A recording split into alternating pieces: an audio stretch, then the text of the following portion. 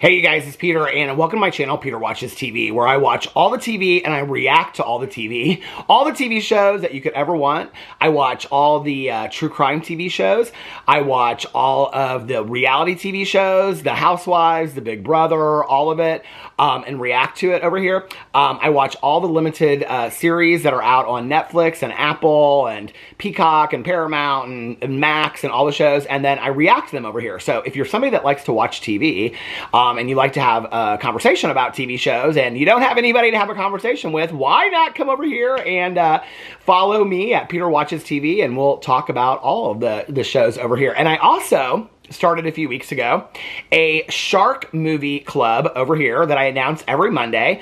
A movie that we are watching, or movies, this week is a double feature, that we are watching for the week. If you like shark movies, I made it my goal to watch all the shark movies that have ever been made. So until we have watched all the shark movies, then the club will continue to exist. And so far, we have watched really scary ones. We have watched really stupid ones, like last week's was Mississippi River Sharks, which was really, really bad, but I couldn't stop watching it. But anyway, over here, I cover all the TV shows. And for those of you that do not know, that are just finding this channel, I also have 6 other channels. So they're all like linked on this channel if you want to go over and watch those different channels for different things. So anyway, today I want to talk about the TV show Dark, that is currently on Netflix. I think it might be a Netflix original, actually. So one of the things that I announce on my other channels is that if you guys, and over here as well, if you guys have recommendations for shows that you would like to see me watch and then react to, please put it in the comment section below. DM me on Instagram if you follow me on Instagram. It's probably the only social media that I really am active on at all. And you can give me a suggestion for a TV show, and then I will add it to my show, or my list of shows to binge. I have a list of shows right now of probably 40 shows to binge. Some of them are like 3 episodes, and they're actually like 4 or 5 new true crime documentaries that just came out that I want to watch. In the next couple days, true crime that I've actually already covered. I just covered the 2 Lacey Peterson, Scott Peterson documentaries. I just covered those in the last week. But I have also watched Taken Together, which I believe is on Max, and so I will be reacting to that. And I also watched At Wit's End. I also watched Cropsey, which is an old true crime documentary, so I will be reacting to that, as well as The Lost Women of Highway 20, I think is what it's called. So anyway, I've got 4 true crime documentaries. Oh, and The Jenks, too. The 2nd season of The Jenks. If you've never watched The Jenks, you got to go back and watch the 1st season of The Jenks. And the 2nd season is good, too, but the 1st season is unbelievable. So I've got a couple true crime things over here. I'm finishing up season 9 of Sister Wives, and so when I finish that, I'm going to do a recap and reaction. I've been taking notes to season 7, 8, and 9 of Sister Wives. But anyway, if you guys give me suggestions for TV shows that you want me to watch, I will by all means watch them. I'm also trying to kind of figure out where to do movie reviews, like if I watch a movie. Obviously I watch more TV than movies now, but we just got back from Las Vegas, and on the way back I watched Longlegs, and so I rented it for $19.99 and watched it on the plane, and so I'm thinking about doing a reaction to that. Do you think it should fit over here? Let me know in the comment section below. Okay, so I put those over on different, my review channel before, but it doesn't kind of really fit there anymore because I do mostly food. So I think I'm going to put it over here. Anything like I watch will be over here. So anyway, today I wanted to talk about the TV show Dark, because a couple of people suggested for me to watch Dark. People know that I love thrillers. They know that I love anything that's kind of like strange and different and very, very dark. So people were like, you should watch Dark. Okay. So one night I was trying to figure out, I don't even remember how I started watching it, but I was trying to figure out something new to watch. And so I was like, okay, well, people have recommended Dark. So I watched the trailers for it. And like instantly I was like, oh, it's dubbed. And I was like, I'm not somebody that loves dubbed TV shows, especially if, I would rather watch it in, its language and then read the subtitles than watch a dubbed TV show, unless the dubbing is done very, very well. I think the last dubbed show that I watched, I can't remember what it was called, but it was a Norwegian show. It's on Netflix, and it's fantastically done. It was like two Christmases ago that I watched it. It's about all these people on an airport on Christmas Eve, and there's a blizzard. Do you guys know what I'm talking about? It's like 6 episodes. It's fantastically done. Oh, by the way, Only Murders in the Building started again this week. I watched the 1st episode last night. If you guys want me to do a reaction to that, I will. I'm so excited. That's one of my favorite TV shows of life. So anyway, so I went and I watched the trailer, and right away I was like, oh, it's dubbed. And so I started watching it, and I was like, well, let's see how it is. If I watched a couple, like on the thing, I could see that I had started watching like 3 or 4 minutes of it before and stopped it. And I must have stopped it because it was dubbed, is why, probably.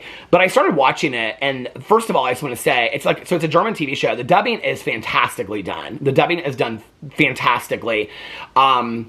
I mean, there were times that I was watching it that, I mean, it looked like they were speaking English. And if you would prefer to watch it in subtitles, you can do that too. Because I was going to switch it and just watch it in subtitles. It's 3 seasons, and I believe each season has 6 or 8 episodes. I'm not really sure. But anyway, they're short seasons. But I will say that each episode is an hour to an hour and 7 minutes. So each episode is pretty long. So let me read you the synopsis for it really quick. So the synopsis for it is, when 2 children go missing in a small German town, its sinful past is exposed with the double lives and fractured relationships that exist among 4 families as they search for the kids. The mystery drama series introduces an intricate puzzle filled with twists that include a web of curious characters, all of whom have a connection to the town's troubled history, whether they know it or not. The story includes supernatural elements. The whole show's supernatural, first of all. It doesn't just have elements. The whole show is supernatural. The story includes supernatural elements that tie back to the same town in 1986. Dark represents the first German original series produced by Netflix. Okay, and so then right underneath here it said, why is Dark TV show so good? And this is a review on IMDb, and they wrote, Dark is a deliciously morbid research on human decisions and their interconnection in between each other and through time. This family sci-fi drama, tightly stuffed with literature, philosophy, science references, and focuses on such themes as determinism, Christianity, freedom of will, existentialism, quantum physics. Okay, so now, this is, if you haven't watched Dark and you want to watch it, this is where you need to stop, because I'm going to be heavily spoiling the show after this part, so I'm giving you fair warning. Okay, so I started watching a show, and at the beginning of it, it is about this police officer that is married, and I believe he has 3 kids, and he's having an affair with another woman whose husband has taken his own life, and she has 1 child who's a teenager that had been dating the police officer's daughter, but then he went away and said he was in France for the summer when actually he was in a psych unit dealing with his father's taking of his life. And so that's how it all starts, when they're in the woods trying to do kind of like a drug deal kind of thing, and they go by this cave. There's this cave in this town. This whole town is very, very small. And they hear this loud noise, and so they all start running. It's coming from the cave. They all start running, and then the one boy goes missing. Now, I cannot get into and tell you everything that happens. I mean, people have literally online, I had so many people when I was talking about watching this TV show that have sent me where they have linked up the people and all this kind of stuff. So when I started watching it, I was like, oh, this is really, really good. First of all, I just want to say this, and this is kind of something I was thinking about with Longlegs, because a lot of people are comparing Longlegs to Silence of the Lambs. I thought Longlegs was good. I almost kind of wish nobody would have compared it to Silence of the Lambs, because I think Longlegs, so if you guys don't know what Longlegs is about an FBI agent. She's very early in her career, and she and her partner, who's played by Blair Underwood, they are hunting a serial killer that's existed since the late 60s, early 70s. And kills entire families. But they don't really know how he does it, because it's the father of the family that kills the families, but he's made to do it somehow. So it's got kind of a psychic element to it, a satanic element to it too. It's satanic show.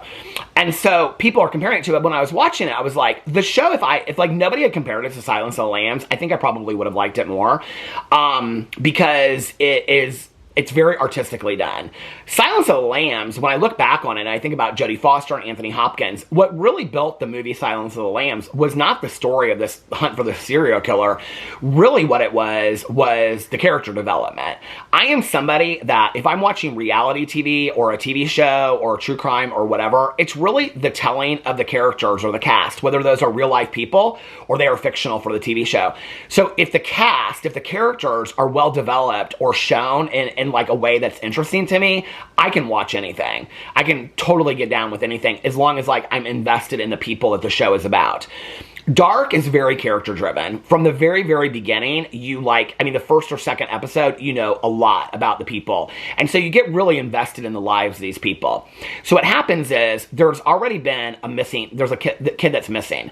And I think it's 33 years, 2019, because everything happens on a 33-year cycle. So in 2019, there's already a kid that's been missing. When these kids go, go running away. The police officer's son, his youngest son, he goes missing, and so they can't find him. And but what they do find is they find a body. And the body, they find out later, is from the police officer's missing brother that went missing in 1986. So then it brings into this whole time travel element. I'll be honest with you, when the time travel element came in, and it happens all through the caves, and then it's not the caves, and then it's this machine, and there's so many things, like, it kind of reminds me of Lost a little bit, where they introduce ideas, but then they never explain the ideas. Like, the ideas don't really have any merit to the story whatsoever, or they'll kind of go in and describe something, but like they do this whole character development of this one character that she was like the president of this nuclear plant, and then she's like heavy in the first 2 seasons, and like the last season, she's only like she's referenced very little in the 3rd season, when they really heavily focus on her story. The first, like, I think the 2nd season is really mostly about her. The whole story is really kind of about the son of the guy. So once you start watching it, what you realize is that it's crazy town, okay? It's really what it is. So the brother that goes missing in 2019 goes back to 1986. A nurse adopts him, okay? So then this nurse that adopts him, he becomes raised as somebody else, and then becomes married to the woman that's having an affair with the police officer whose brother went missing in 1986, and her son is with the guy who is the son from 1986 that went missing in 2019 that's grown up as an adult. That's how the whole thing is set in motion. He writes a letter, and then the letter is found, and it's craziness. It's time travel. It is different worlds. I mean, I think it was at the very end of like the 1st season, or maybe it was at the very end of the 2nd season. So it's all this time travel. So they're constantly going back in time. And then it gets even more complicated, because at first it's only between 2019 and 1986. Or, yeah, 2019 and 1986.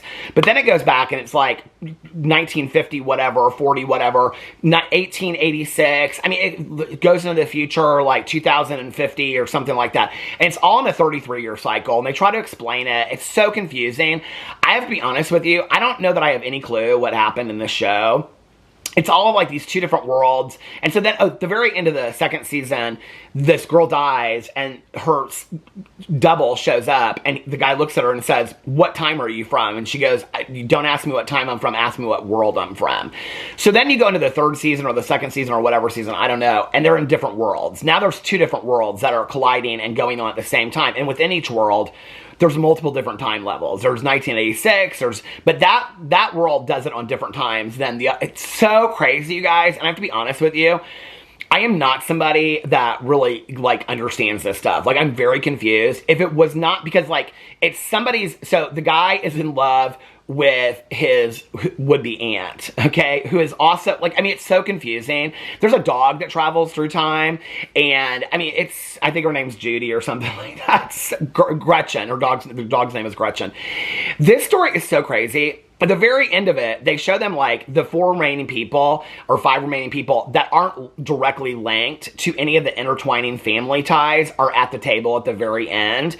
And, so the woman is pregnant, and they're asking her, the woman that was married to the guy that went back in time and that she had the son with, that the whole show's about. I know this is confusing. If you watched it, you're like, I totally understand what Peter's talking about. But anyway, she's pregnant at the very end, and they say, like, what names do you like? And what's his name? Jonas? So she's like, I've always liked the name Jonas. And then you're like, does this mean it's starting all over again? Like, is the whole time warp thing starting all over again? And you don't even really care. Because the thing is, I had just watched Dark Matter, and I read the book. Dark Matter is very similar to this, about time travel and different worlds and stuff like that. Dark Matter was so poorly done. This, for some reason, even though I was confused, I would say 99.9% of the time, I could not stop watching. The characters are so interested. You're so invested in the characters.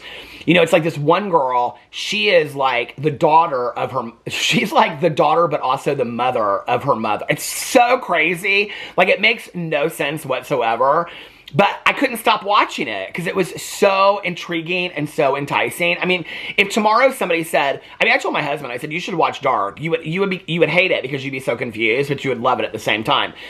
this is the other thing. It's like, I'm not somebody that highly likes like science fiction or anything like that. You don't have to. Like, the show is so complicated. I mean, it's interesting on here when it talks about existentialism and Christianity. And all those things are woven into it. But you don't have to understand that stuff deeply, because I can tell you right now, there is no real resolution to the end of the story. I mean, there really isn't. I mean, I can tell you right now, having watched it, and I watched it very closely, I'm so confused about 90% of what I watched. Like, really, I'm very, very confused. But one of the things is that the character development is so incredibly strong, and the location and the set design is absolutely beautiful. I will say this too, like, they go back in time. So I was in high school in 1986. They go back in time to 1986. Their representation of 1986, the music that they would have listened to in Germany at the time and things like that, is so spot on. I mean, I think the show is so underrated, and not a lot of people watch it because it is a German show, but do not let that stop you at all from watching it.